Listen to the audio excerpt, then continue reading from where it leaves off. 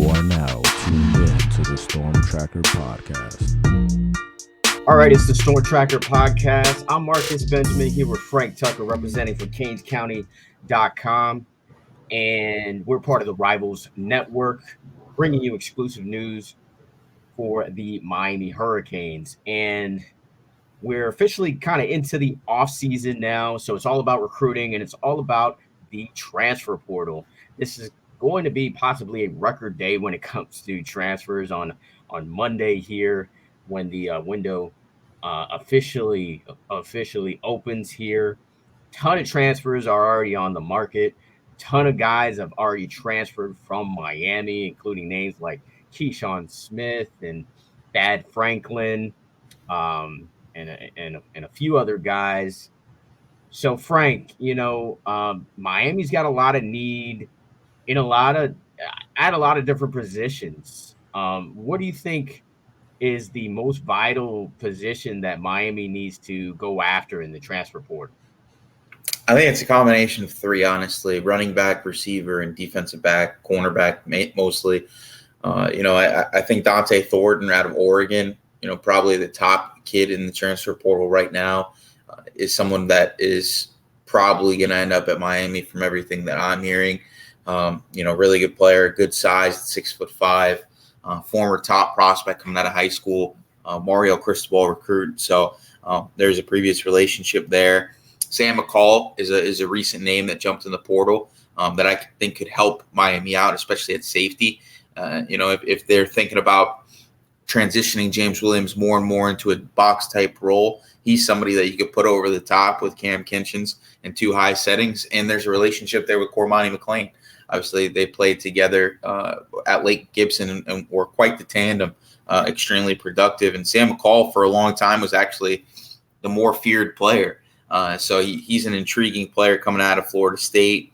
And then, I think running back wise, there's a bunch of names. There's really no traction, I don't think, right now. But Byron Cardwell, former top prospect, who's an Oregon transfer as well. He's about 6 foot, 210 pounds. So he's fits the mold a little more physically than who we have on the roster right now, especially with Thad Franklin leaving to kind of take a pounding, especially if Gaddis is still going to be the offensive coordinator. He's a little bit closer to a Big Ten type back. So I could see him being somebody that they go after. And then there's an interesting name at defensive tackle. Miami doesn't really have a defensive tackle commit right now. They have, some defensive linemen, but Alton Tarver, who just jumped in the portal from Oklahoma, was somebody that Mario Cristobal was actually pushing for pretty heavily when he first came to Miami as one of those potential late flips, back in December out of Deerfield Beach. Dominant defensive tackle prospect, so strong, but a little undersized height-wise, but still fitting like 305, but like a really good trimmed down 305. Could be a really good run defender and provide a little bit of pass rush. With some of the guys in that defensive tackle room, either transferring out like Elijah Roberts or graduating like a Jacob Lichtenstein, they're going to need some depth. There's only 5 defensive tackles returning, and there's really not a ton of options in the 2023 class. So I could definitely see him being one of those guys they go after in the transfer portal. Yeah, one position that we didn't mention, and I like all those guys, by the way. I do like. I saw the tape on Byron Cardwell.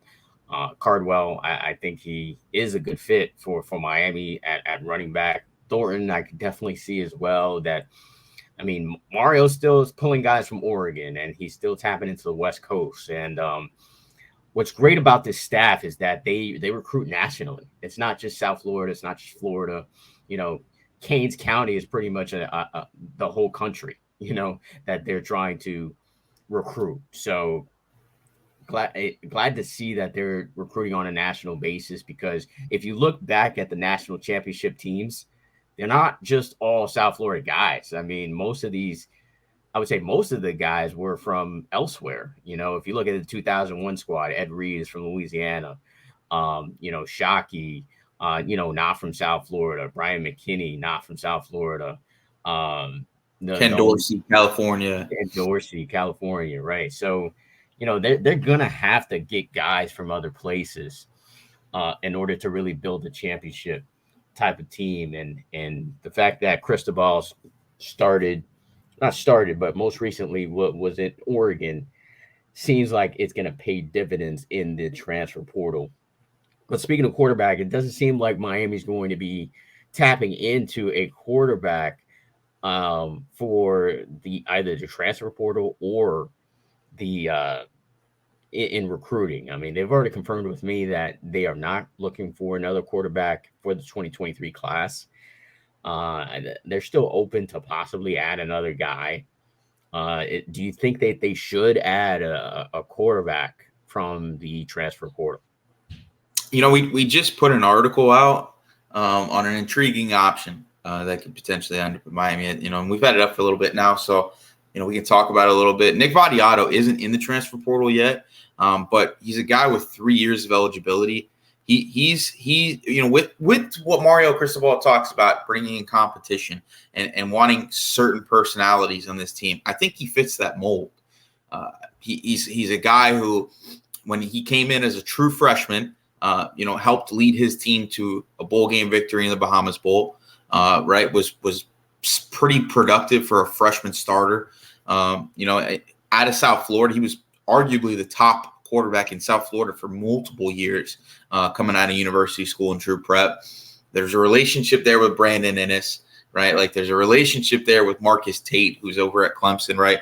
Like, who was a big time Mario Cristobal recruit as well. Like, there are some guys around college football right now, especially in the transfer portal, that he's got some strong relationships with, right? If you wanted to add somebody that doesn't have to start next year, but could be a 2-year guy for you after that, has a relationship with Frank Ponce. Frank Ponce offered him both at App State and Louisville. There's a strong relationship there. I think he's a name to watch, just in case he decides he wants to come back home. I don't think that they're going to go after like the Brennan Armstrongs or anybody like that. It's just, I think they're going to ride it out with TVD and Garcia with, Jakari potentially in there. I think, there might be some changes schematically with, some things that go on, and hopefully some better communication between Frank Ponce and Josh Gaddis. But yeah, I don't see them going after anybody else. Emory Williams, they seem to like a lot. The kids in the class, 2023 class, seem to absolutely love him and be pretty much riding for him throughout. So, I think they're in a good position at quarterback, and the only real option for me is grabbing a guy of the future. See, the thing with Nick Vattiato, if that came to fruition, I mean, he's not even in the transfer portal yet. But first off, are you hearing that he could possibly be in the transfer portal? I'm hearing that there were conversations, with Miami potentially, still being interested, right? Like, I don't necessarily, obviously, like, they can't dip into the Nick Vattiato pool officially, right? But from what I heard was the evaluations that they had on Nick Vattiato and Frank Ponce are still something that they are interested in, right? Those are still what they feel. He still feels like he's a guy that could potentially play, and he's somebody that they spurned the first time around, right? And I think there's a chance there. I think there's definitely something to watch. I've heard that he potentially could be coming back home, because this year he was supposed to be the starting quarterback after leading the team to a bowl game. There was a pretty solid end of the year run for him. And then, this year they went with the 6th-year senior that was coming back from an ACL tear. I think he felt a little type of way about that, not being named the starter, because they were kind of punting for future opportunities at Mid-Tennessee State. They saw the writing on the wall. We have a 6-year guy. We could have Nick Vattiato for 3 years instead of for, 3 years after this guy leaves. So they were kind of like balancing out their options, not saying that Nick wasn't good enough to be the starter. So I think a lot of people are going to go back and look at Nick Vattiato's production this year, and they're going to be like, how are we going to take a backup quarterback from Mid-Tennessee State? Well, Mid-Tennessee State just blew us out first off. Yeah. And then, he was capable of being a starter. They took the redshirt year just because they saw that there really wasn't a stronger option for them outside of the 6-year senior quarterback that they had. My question is, where does that leave Jake Garcia then? Let's just say hypothetically, Nick Valiano does come back home, and he's added to the roster here. I feel like that leaves Jake Garcia out, because or there's going to be a competition for that backup role because Jakari Brown, let's just be honest, he's not going anywhere. I don't think he's still just a freshman, and these guys would be going into their third year. Jake Garcia and Nick Vadiano, while Jakari Brown would be going into his second year next year. So I guess that's the part for me. It's like, where does that leave him? And because that potentially, let's say you go through the 2023 season as is with TVD, Jake, Nick, Jakari, and Emory, right? It's 5 quarterbacks on the roster, and then after that, TVD, you assume, is going to be gone after next year, which leaves, like I said, Vadiano, Garcia, Brown, Emory, and whoever else they get in the class for the following year, whether that's a Van Buren or Prentice, Aaron Norland, yeah. So whoever they get. So I don't know. It just seems like that would be too many QBs in the room for me. But it is an interesting story, and we'll continue to monitor that on the go forward here. But the next thing we'll talk about is flips, man. Like it's also, not only is it transfer season, but it's also flipping season, and we are expecting Joshua Horton to flip to Miami on Sunday. Joe Salavea was in Georgia, the defensive line coach for Miami, to check out Joshua Horton in his high school game in Georgia there. So I think all signs are still telling us that is going to happen on Sunday, but there's several other flip candidates, and we've been talking about a couple basically all year with Brandon Ennis possibly flipping from Ohio State. What's your thoughts on Brandon Ennis right now? Yeah, so obviously some things changed. He was talking about potentially committing in February now, which is kind of a weird development. But not super surprising because we've seen Brian Hartline be connected to a number of different jobs. I think that was a huge reason why he was even going to Ohio State. Like, I'm sure he loves Ryan Day. If Brian Hartline is not the receivers coach there, he's not going to Ohio State. So I would say that's something to watch. Like, I know Ohio State fans are real confident because he put out a tweet saying that right now he is happy where he's at. I think the key was he said right now. And yeah. We every time we hear a college football coach connected to a job, it's always, I love where I'm at, right? Yeah. It's great. This is home for me. I'm not giving me Nick Saban nightmares, man. I'm not going to be the Alabama coach. Yeah, or like Rich Rodriguez. I'm not going anywhere. Like it's always like that, right? A coach is never going to say that they're going to be going to a school. They're not going to show their cards before they have to. I think even Lane Kiffin was in a position where he had actually accepted the job and had to backtrack and take an extension at Ole Miss because his family found out that he was taking the job and wasn't exactly happy with it. So it's just the nature of college football when these coaches say, right now I'm happy where I'm at. I would not be surprised to see Brian Hartline somewhere else. And honestly, I still think that Miami's got a really good chance with Brandon Ennis, especially if they get Mark Fletcher and Damari Brown on early signing day. Those are two kids that have indicated that they are going to sign early. They're not going to push this till February. It is a 3-team race now with Mark Fletcher. Florida State actually put themselves back into the race recently with conversations. I still think that they're a third behind Florida and Miami. I'm sticking with my guns and saying that Miami is still the favorite here. Just family, fandom, the opportunity to stay home, NIL opportunities, chances at early playing time, better than they are in Florida. Yeah, that's the key for me. I think he could jump in and play right away. Yeah, there's 2 kids at Florida that are still young backs that are going to play there, right? One of them being Travis Etienne's little brother, who was a freshman starter this year. And at Miami, right, it's great to have Henry Parrish. Is Nick Wright still over there? No, he just entered the transfer portal, right? So that's another thing, right? South Florida kids haven't exactly thrived in this new culture at Florida, right? Like, we don't see Derek Wingo really ever on the field. Naquan Wright transfers out. They're not really recruiting South Florida to that extent. It seems more like, here and there, like with Annie Jean and a Mark Fletcher, but it seems like their evaluations are like they're being picky with South Florida a little bit. It's not the typical, Dan Mullen coming down, trying to get Ahmad Moten, right? Trying to get Wesley Bissain, trying to get this kid, trying to get this kid. Like, it's not like that. Right. So I don't really think it's a South Florida. It's a very Louisiana heavy staff, right? So there's really not that many South Florida ties. Like, they have Benedict Hippolyte on staff, former Miami Hurricanes staffer. But other than that, there's just not that many South Florida ties.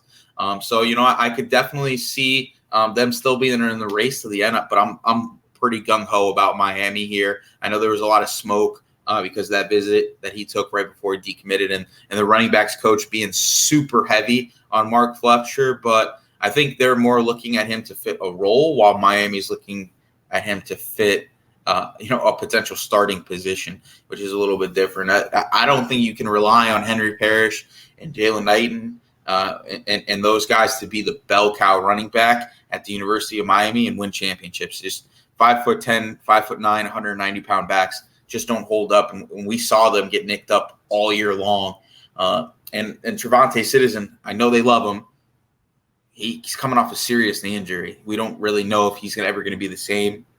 Remember how high everybody was on Lorenzo Lingard? Same thing happened, right? ACL. Transfer portal again, by the way. Oh, he's trying. Maybe he goes to Florida State. Maybe he hits like the whole big three because that kid is in the portal like every year. He's the new DeMarcus Bowman. But yeah, man, I still think that running back is a super focus right now. Mark Fletcher being the main guy. I don't know. I think the Chris Johnson sweepstakes is pretty much done. Clemson has kind of taken over that number one role, with Ole Miss still being probably at number 2 for me. But that's like for now, though, right? I mean, yeah, I just don't know if Miami's going to – Mario Cristobal doesn't seem like one of those guys that's just going to continue to let a kid, piss on his shoes and tell him that it's raining. You know what I'm saying? That's actually what I heard from the staff, too, that they're not going to wait on kids, and that's what I think the situation is with CJ. I think they're not going to wait on him, and I think they maybe had some questions about his durability anyways. And to be honest, I think Mark Fletcher just has more staying power for the long haul, just based on his size and just his upside. So yeah, I agree. I don't know where he's going, but I think he's definitely trending towards away from Miami. Yeah, and I got a chance to speak to Damari Brown yesterday before their playoff game. We'll have an article drop today on that. But just the energy that I got from that conversation, there has been conversations between the three of them about potentially playing together at Miami. I think Brandon Ennis is the longer shot right now, but I do think that there are some family influences on with both Mark Fletcher and Damari Brown, whose dad, Selwyn Brown, was a standout corner at the University of Miami, to keep these kids home. I do think that these are very involved parents in the process, and they want to make sure that their kids pick the right spot. But from what I was told by Damari Brown, he'll probably know his decision about a week before signing day. So we're going to be coming up on that soon, right? Like, signing day is coming up, and if he's going to know where he's going about a week before, we're close to him making that decision. He did say that he'll probably be taking a local visit, but he's not going to be going to Florida State. He's not going to be going back up to Bama. It was only a one-day visit at Bama. It wasn't something pretty extensive. Literally just went for the game and kind of came back that next morning. So that's a positive. That's a positive turn for Miami, I think, that it wasn't like an extensive stayed on Sunday. Didn't do that, right? Like, had his game Friday night, had a red eye to get to Alabama early in the morning, went to their game at the Iron Bowl, came back home early that Sunday morning. So, not your typical, official type visit, right? Like it's a little bit, and I still listen. I'm not going to sit here and say there's no relationship with Alabama. Nick Saban is gung ho on American heritage cornerbacks. He continues to try to dip into that pool, and I think that he's high on Damari Brown. I still think they're going after Desmond Ricks, and I don't think that they take both of them. So he's waiting to see who makes that decision first. Desmond Ricks, I wouldn't be surprised if he ends up waiting till February to sign, just because he reclassed pretty late in the process. Yeah. So Damari Brown's going to be the first domino to fall. It's an Alabama and Miami race. Don't think Florida State is in it anymore. And I'm feeling good about Miami there. All right. Well, we'll continue to monitor that. Damari Brown, I think one of the best cornerbacks in all of Florida, maybe even the nation. So definitely would be a primetime get for Miami. Once again, this is Marcus Benjamin and Frank Tucker, representing from CanesCounty.com. Follow us on YouTube, or subscribe to us on YouTube, and follow us on Instagram, Twitter, Facebook. And also wanted to touch on another local player that, has been starting to get some buzz to come to Miami, and that's our guy, Rueben Bain. With the recent changes at Auburn now, Hugh Freeze is now coming into the fold there, wants to bring in his whole staff. And one of the main recruiters for Rueben Bain is no longer going to be there. So Rueben Bain, it seems like he was trending away from Miami. Seems like he's back on the radar here. Yeah, and I think this is a perfect example of why kids, if they had their options still on the table, right? If they're a Rueben Bain or a Damari Brown, you wait until the final moment of the process, because people can put all this noise in your face about coaches staying and things moving around a certain way, and then things change. Brock Bellantoni being fired by Auburn was a huge surprise pretty much throughout college football, right? South Florida connector at Auburn, right? He was one of the point of contacts, not only for Rueben Bain, but Lamar Seymour, right? Stanquan Clark was a huge reason why Keewan Jenkins ended up going there. We've seen upwards of 20 kids from South Florida visit at one time. There's really no connector for South Florida there on staff right now. And it seems like Freeze came in and just decided to shake things up, right? Before signing day, which is a weird, it's a weird way to go about it. Usually you don't see guys get removed from the staff until signing day, just so that they can keep that class potentially together. So we'll see what happens there. But I think it's Miami, and I think it's Louisville right now. Doesn't seem like Alabama's really in it right now. I think that they've backed off a little bit.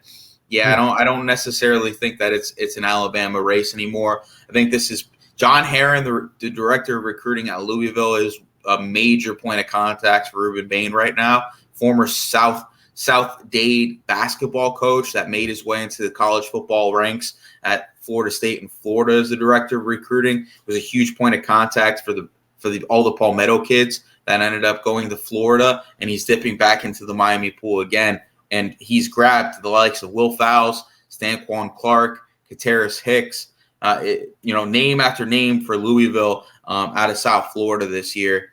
Raekwon Atkins out of Miami Northwestern. So, he is doing a good job of keeping Louisville in the race until the end. I still think that this is going to be a Miami, decision at the end, just because relationship with his brother, right?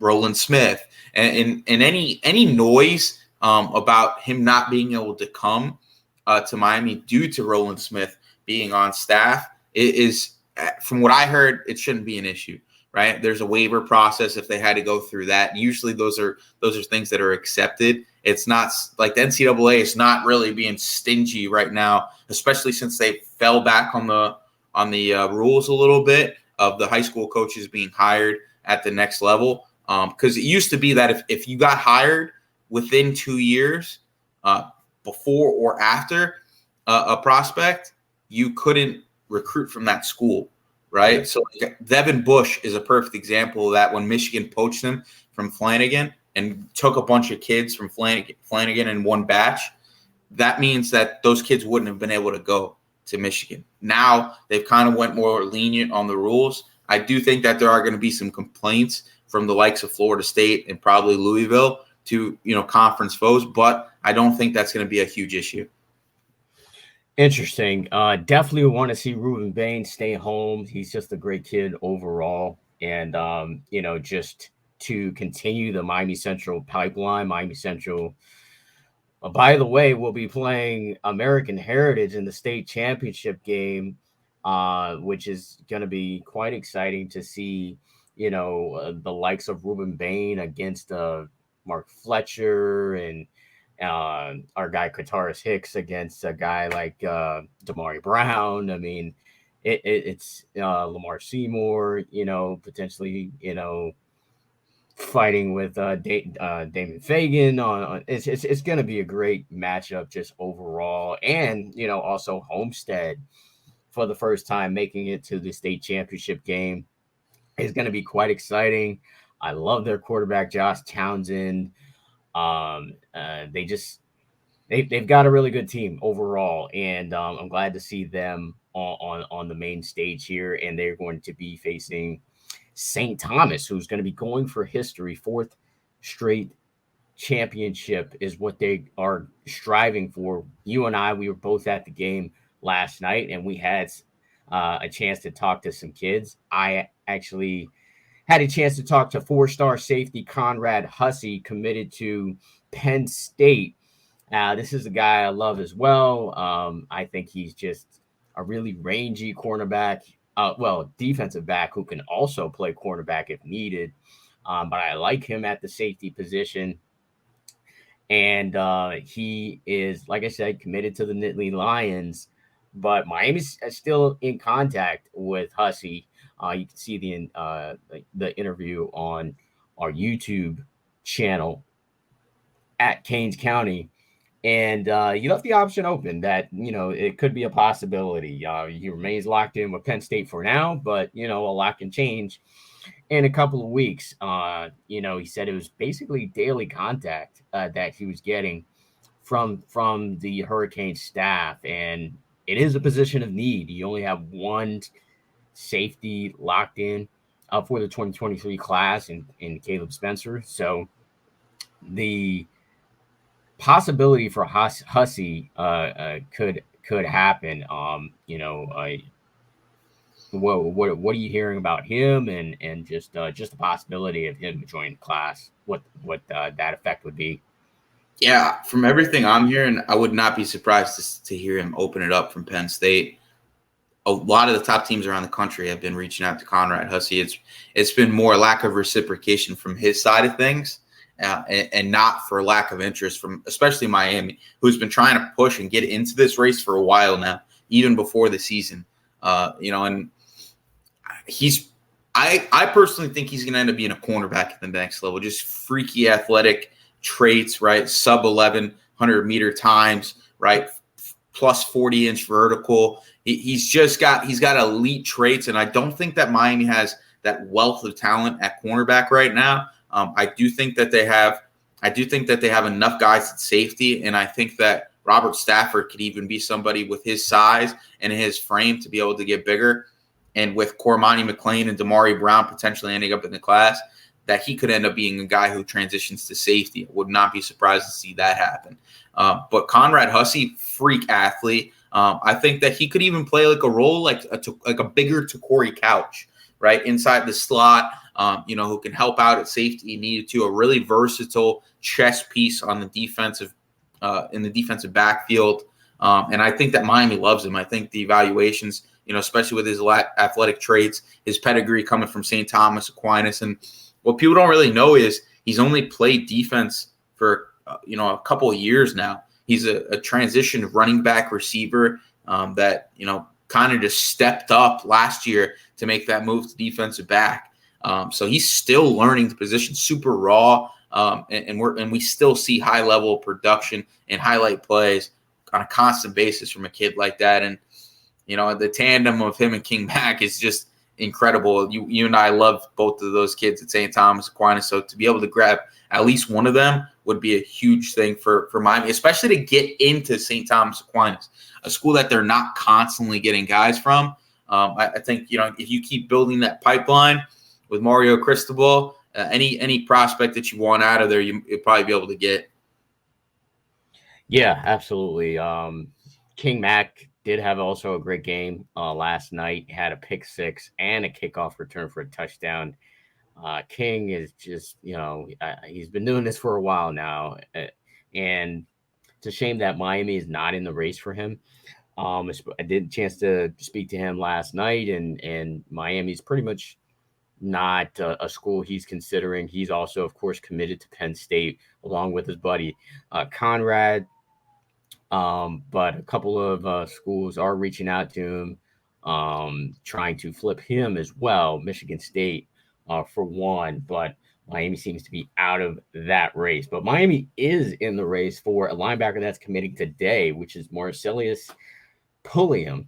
From what I hear, this is a two-team race between Miami and Louisville. As of this morning, I've heard that it could be a possibility. We'll find out for sure in the next coming hours here. But the linebacker position is already stocked at 3, blue chip linebackers with, Popo, Malik Bryant, and Bobby Washington, with the possibility of still landing Stanquan Clark. So my question is, do you even go after a Marcellus Pulliam to, end it and probably end any chance at a Stanquan Clark here? That's my concern, because I think Stanquan Clark is better than Pulliam, and the fact that he's, although he's only been there a year, still going to be a Miami Central graduate. So do you even push for this kid to land in the class to possibly sacrifice Stanquan Clark? I don't think that you do, but if it was me, I wouldn't be moving in that direction, especially with the positive development of Ruben Bain. I think that opens up any opportunity that they really want right now. It seems like everything is kind of falling in place for Mario Cristobal. So I'm a little surprised to see them move in the direction of, we're just going to take the guy that we feel like we can get easiest. And I've kind of felt like that when we started to see the Collins, Ashenpongs, and a couple other candidates at defensive end start to flip, that they were kind of pulling away from Ruben Bain, but it doesn't seem like that's been happening, based on what I'm hearing. They're just trying to load up at that defensive line spot at defensive end. And I think that Ruben Bain kind of fits that versatile role that Elijah Roberts left as a better version, where he was able to play at the 3 technique and also jump outside to playing defensive end, versatile guy. But I think that Stanquan Clark is probably a lock to Louisville, and they probably see it, right? It's everything I'm hearing is, Miami's great NIL wise. Louisville is making sure that they don't lose this kid. They know the value that this kid brings. And I think another thing that's hurting Miami was that Charlie Strong kind of slow played this recruitment back in the spring. When everybody was kind of telling Miami to jump on, he kind of waited until he proved himself at Central, which he did very early on. He's had, I think, 8 games of 8 tackles or more this season. So I think that's hurting Miami a little bit too, right? The adult influences in this situation saw the slow play, and they're reminding him of that every time there's an evaluation of his options. So I don't know if it's a bad thing that they're looking at other options. I think it's a little weird that they're going after a 4th linebacker when in the new age of college football you really only play 2. Yeah. And I would probably dip closer into the transfer portal than I would another 2023 backer, especially if he's not a 5-star caliber kid.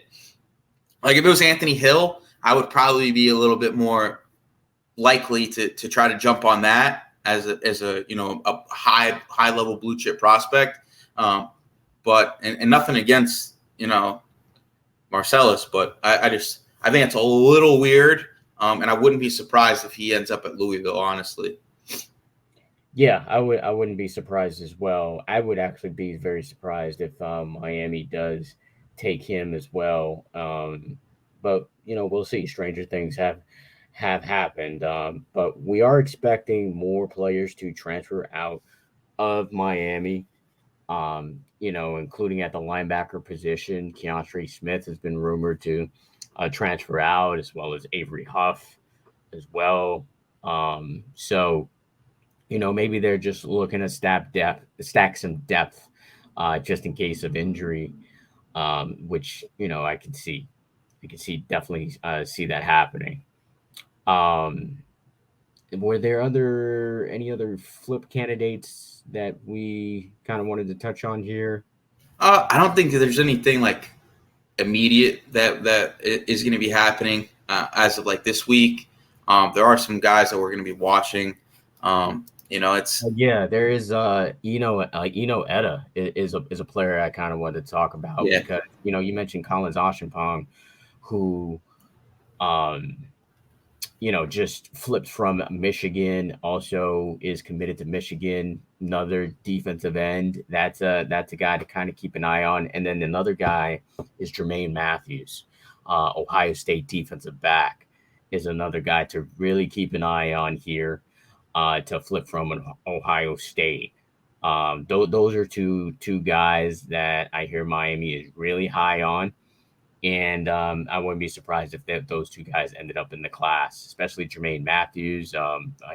Since they offered him, months ago, it's they've been kind of, pushing really hard for him. So we'll see if another defensive back, he's a 4-star, ends up in the class, and then an Eno Etta, who's another one of those African descent players who freakishly athletic, kind of has that bond with Ashampong already. And even Ruben Bain kind of mentioned him in a tweet as well, that he would be a dog that he want to, he wants to play with dogs. It was something to that effect when asked about Eno Etta. So that could be a possibility as well.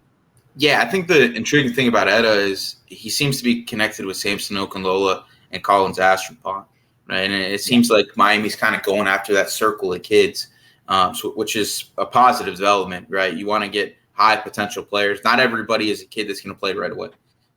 We've kind of talked about like potentially six to 8 guys in that freshman class could get some early playing time. Collins Ashampong is going to be a project, Gregory Rousseau type kid, and I think that Eno Etta is also of that same mold, right? High potential. Not somebody that's going to play right away. You want to get him in the weight room. You want to get him with Coach Saladea, working, developing. But another positive development in the Samson Okunlola sweepstakes, right? I think that this is just another example of why Miami's going to end up with him in this class. And then, with the Ohio State came in. Before you get into that, I do want to mention that, when Collins Ashampong decided to commit, they connected right away. Samson Okunlola, they connected on the phone. Okunlola actually reached out to Collins to kind of ask him, why he decided to flip or whatnot. Positive conversation there. So definitely, the big 5-star tackle is still trending towards Miami, and I don't expect that to deter at all. Yeah, and then I don't know if we'll get a flip from Ohio State on the defensive side of the ball. Ohio State did come in for a home visit. I know there's been some noise as of late. I'm probably of the argument that they end up with Conrad Hussey, as that safety prospect that they're going to be looking at. I don't think they're going to go get multiple safeties. I think that they've always kind of been looking for like one guy, right? Like at first it was Terrence Love, right? And then it was Jonah Aguero. And then it was Jaden Bonsu, right? And it just keep bouncing around between one option, boom, boom, boom, boom, and then they keep missing. I don't think that they miss on Conrad Hussey. I think he ends up in this class, and I think that Ohio State gets to keep their kid. But the Etta one, that's something to watch. We heard a lot of noise about that this week, so we'll watch that moving forward. All right. Yeah, sounds good. We'll be watching a lot of things, including USA today. Hopefully they can take down the Dutch and they can move on. But that's going to wrap it up for the Storm Tracker podcast. And, we will bring you more exclusive news on CanesCounty.com. Like I said, part of the Rivals Network. And follow this podcast on wherever you listen to your podcast, SoundCloud, Apple Podcasts, Google Podcasts, Spotify, and also on YouTube is where you'll be able to find this podcast. So until the next episode.